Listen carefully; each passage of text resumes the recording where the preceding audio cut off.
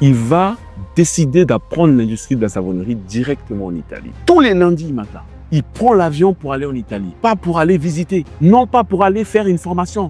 Il y va pour travailler dans les usines de savon de 8h à 17h.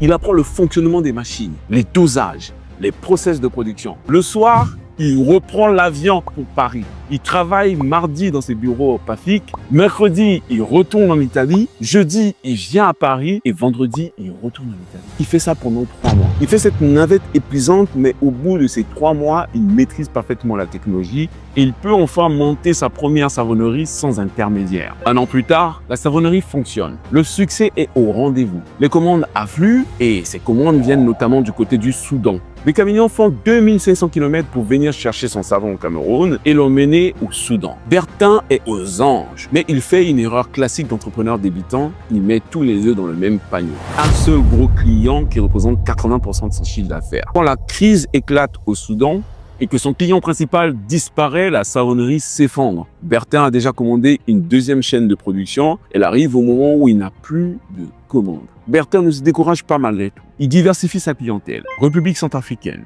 Tchad, Congo et bien d'autres pays. Progressivement, la savonnerie retrouve sa rentabilité. Mais entre-temps, Bertin a une nouvelle vision. Une vision plus ambitieuse. Une vision plus révolutionnaire. Il veut s'attaquer au secteur alimentaire. Il a un objectif qui est simple. Il veut remplacer les importations massives de blé par de la production locale de manioc. Son idée concrètement, c'est de créer une farine de manioc qui permette de faire du pain 100% à base de manioc. L'idée peut sembler simple, mais elle est révolutionnaire. Si elle fonctionne, elle peut transformer l'économie de tout un continent. Bertin lance ses premières expérimentations, il plante 1300 hectares de manioc, il construit une usine capable de transformer 20 tonnes par jour.